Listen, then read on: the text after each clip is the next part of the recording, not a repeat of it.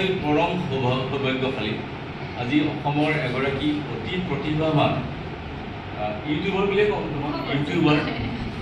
ছেমিম আহমেদ ছিদ্দিকী নামে যাৰ পৰিচয়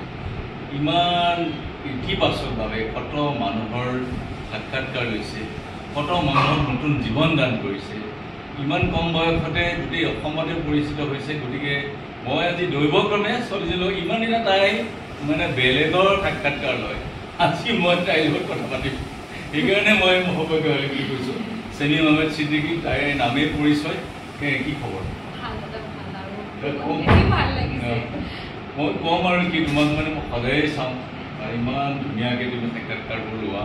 আৰু ইমান সহজে মানুহৰ পৰা তুমি ভাল ভাল কথাবিলাক উলিওৱা আৰু হেজাৰজনৰ লক্ষজনৰ মানুহৰ জীৱনলৈ তুমি পৰিৱৰ্তন আনিছা আৰু কিমান চিকিৎসক কিমান সাহিত্যিক কিমান সংস্কৃতিৰ সাধক এইসকলৰ পৰা বিভিন্ন ধৰণৰ মুখ তুমি আহৰণ কৰি মানুহক বিলাই দিব পাৰিছা এইকাৰণে মোক খুব ভাল লাগে আৰু তুমি এই কামটো কৰিবৰ কাৰণে অনুপ্ৰেৰণা ক'ৰ পৰা মই সৰুৰ পৰাই কথা কৈ ভাল পাইছিলোঁ তো যিহেতু কথা কৈ ভাল পাওঁ মানুহৰ লগতো কথা পাতিলে এনেও ভাল লাগে তাৰপিছত মোৰ কি হ'ল এটা বেলেগ জাৰ্ণি আছিলে মই গুৱাহাটীত বেলেগ এটা কাৰণত আহিছিলোঁ লগ কৰিলোঁ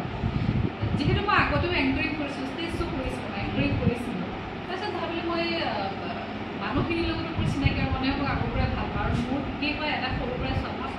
মানুহৰ লগত যদি মই কথা পাতোঁ এদিনতে মানুহে মানে খুব মৰম কৰে আৰু ফ্ৰী হৈ যাওঁ এইটো আচলতে ক'বলৈ হ'লে ঈশ্বৰ মানে জন্মগতভাৱে এই কথাটো পাইছা মই দেখিছোঁ তোমাৰ প্ৰতিটো প্ৰায় বস্তু আমি সাক্ষাৎকাৰী চাওঁ পডকাষ্টটো আমি চাওঁ আৰু তুমি প্ৰত্যেকজন মানুহৰ পৰা আচল কথাটো তুমি উলিয়াই আনিব পাৰা আৰু মানুহে ইমান ধুনীয়াকৈ তোমাক গ্ৰহণ কৰিছে আৰু এই যে মানুহবিলাক আহে তোমাৰ লগত যোগাযোগ কৰে নে তুমি মাতি আনা নহয় মোৰ লগত যোগাযোগ কৰে আৰু মই নিজেই মাতোঁ মোৰ লগত এতিয়া বহুতে যোগাযোগ কৰে কিন্তু মই মাতোঁ নিজে কাৰণ মোৰ নিজৰ পচন্দৰ মানুহ বহুত থাকে এতিয়াও আছে বহুত মানুহ যাক মই মানে তেওঁলোকৰ সান্নিধ্য পোৱাৰ কাৰণে তেওঁলোকৰ লগত কথা পতাৰ কাৰণে বহুত বেছি আগ্ৰহী আচ্ছা তুমি যে এই যে বিভিন্ন মানে আচলতে তোমাৰ এই অনুষ্ঠানটোৰ ভিন্নতাটো আছোঁ এইটো মানে দেখিছোঁ যে তুমি এতিয়া জ্যোতি শাস্ত্ৰটো তুমি ভাৰত দালি তুমি সাক্ষাৎকাৰ সংস্কৃতিৰ গীত মাত এই ক্ষেত্ৰত মানুহকো তুমি আনিছা সাহিত্যৰ দিশৰ মানুহ এটা বিভিন্ন ৰূপ এটা বিভিন্ন ধৰণে মানুহ সমাজখনক তুমি এটা বাস দেখুৱাব পাৰিছা আৰু এই কথাটোৰ কাৰণে তুমি ক'ৰবাত কিবা পৰীক্ষণ লৈছিলা নেকি মানে কিহৰ কাৰণে এই যিটো কাম কৰিছা তুমি এংকৰিং কৰিছা একচুৱেলি এংকৰিংটো মই ক'লোৱে যিহেতু কথা কৈ ভাল পাওঁ শিকি আজি এইখন মঞ্চত কৰিলোঁ কালি সেইখন মঞ্চত কৰিলোঁ আৰু মই সৰুৰ পৰাই কি হৈছিলে মোক আব্বাই সৰু থাকোঁতে মঞ্চত পাইছিলোঁ কবিতা আবৃত্তি কৰিব কাৰণে দিছিলে সাহসবোৰ তেনেকৈ আহি গ'ল তেনেকৈ কৰোঁতে কথা পাতোঁতে আজি অলমষ্ট 500 এবভ মানুহৰ লগত সাক্ষাৎকাৰ কৰিলোঁ মা আৰু দেউতা তেওঁলোকে নিজৰ জীৱনত এনেকুৱা কিবা আব্বাই নাটক কৰিছিলে আব্বাইটো বাৰু নাই কৰা কিন্তু আব্বাই অকণমান নাটক কৰিছিলে আব্বাৰ ইচ্ছা আছিলে আৰু সঁচা কথা যদি ক'বলৈ যে আজি মই লাইফত যি মানে নহ'লেও আম্মা আব্বাই বহুজনৰ অৰিহণা আছে কিন্তু আব্বাই সেই সৰুতে মঞ্চত আগবঢ়াই দিয়া মানুহৰ লগত কথা পতা সেইখিনি মোৰ আব্বাৰ পৰা আহিছে আব্বাই তেখেতে মানে গোটেইখিনি ষ্টাৰ্ট কৰাই কিন্তু এটা কথা মানিব লাগিব দেউতাটো আৰু মানে ভাষাৰে বৰ্ণাব নোৱাৰি এজনী ছোৱালী বা এজন নিজৰ পুত্ৰক ডাঙৰ দীঘল কৰাৰ ক্ষেত্ৰত দেউতাৰ অৱদানটো একেবাৰে মানে বৰ্ণনা মানে ভাষাৰে বৰ্ণাব নোৱাৰে কিন্তু মাজনী কিন্তু ঘৰখনৰ প্ৰথম শিক্ষয়িত্ৰী ঘৰখনৰ শিক্ষাৰ কথাটো যদি কয় এই প্ৰথম শিক্ষা কিন্তু আইজনী গতিকে মাৰ এনেকুৱা ক্ষেত্ৰত কি ভূমিকা লৈছে আম্মাইতো গালি পাৰিছে মাৰিছে তো সেইটো কাৰণে বেকাৰ ৰাস্তাত বস্তুটো যদি চিধা হ'ল গতিকে মই দুজনে অৰিহণা বহুত বেছি আছে কাৰণ মই আজি আব্বা নাই এটা ক্ষেত্ৰত মই সাহসৰ ক্ষেত্ৰত আব্বাই পুজ কৰি থাকে আৰু আম্মাই ঘৰত থকা সময়খিনিত মানে আৰু চকু কাণ থাকে তুমি কৈছিলা যে মই উকিল তুমি মানে তুমি ল পাছ কৰিছা গতিকে সেই লাইনত নগৈ পেলাই এই লাইনত আহিবলৈ মনটো কেনেকৈ সময়ে মানুহক কোনটো ফালে লৈ যায় কোনো নাজানে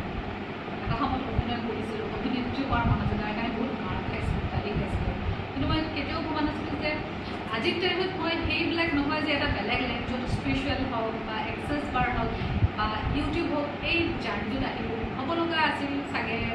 কেতিয়াবা কয় নহয় ভগৱানে আমি যিটো বিচাৰোঁ বা আল্লাই আমি যিটো বিচাৰোঁ তাতকৈ কিন্তু বেছি দিয়ে তো সেয়াই আৰু মই ৰিচিভ কৰিছোঁ মই আচৰিত হ'লোঁ আজি মই আহি দেখিলোঁ যে তোমাৰ তাত মানুহে শাৰী কৰিছে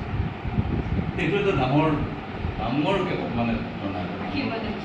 গতিকে এই যে তুমি মানুহ বিচাৰিব লগা মানে তোমাৰ তাত মানুহে ৱেইট কৰিছে কোনোবাই ক্লাছ লৈছে কোনোবাই তোমাৰ তাত মানে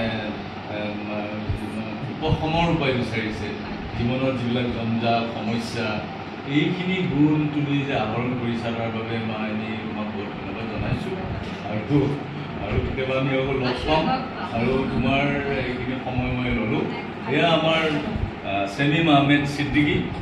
তেওঁৰ মই তাই বুলি কৈছোঁ মোৰ ভনীৰ নিচিনা মোৰ ছোৱালীৰ নিচিনা গতিকে মই অতি তেওঁৰ আগৰ পৰাই এই প্ৰগ্ৰেমবিলাক চাইছিলোঁ কাৰ্যসূচী চাইছিলোঁ ইমপ্ৰেছ হৈছিলোঁ আজি আহি সঁচাকৈ লগ পাই মোৰ খুব ভাল লাগিলে গতিকে আগলৈ আৰু কথা পাতিম আৰু এইখিনি সময় দিয়াৰ কাৰণে ছেমিমে মই বহুত ধন্যবাদ আৰু কি হয় মই আচলতে আপুনি অহাৰ কাৰণে মই গম পালোঁ যে মানুহে মোক ইমান ভাল পায় এনেইতো নৰ্মেলি কমেণ্টছবিলাক কৰি থাকে বা ফোন কৰি জনায় কিন্তু ওচৰত আহি পেলাই যেতিয়া কোনোবা এজন মানুহে আৰু চবতকৈ ডাঙৰ কথা আজি ভিডিঅ' কৰি আছে তেখেতৰ ছোৱালীয়ে মই সেইটো কৈ দিলোঁ কোনোবা যেতিয়া আহি পেলাই আপোনাক সন্মুখত ইমান ধুনীয়াকৈ ক'ব মোৰ একদম ষ্টাৰ্টিঙৰ জাৰ্ণিটোৰ পৰা আজিলৈকে এইটো যে তেওঁলোকে মানে মোতকৈ ভালকৈ কৈছে যে তুমি এনেকৈ কোৱা তাতকৈ আৰু কি লাগে গতিকে বহুত বেছি ধন্যবাদ আপুনি অহাৰ কাৰণে আমি আকৌ লগ পাম আৰু আপোনালোকে দাদাক মৰম দিব আৰু তেখেত খুব টেলেণ্টেড মানুহ আৰু যদি মই ভাবোঁ মই ভৱিষ্যতে ভাবি আছোঁ তেখেতক মোৰ জীৱনস্থলত আনিবলৈ নিশ্চয় কেতিয়াবা ধন্যবাদ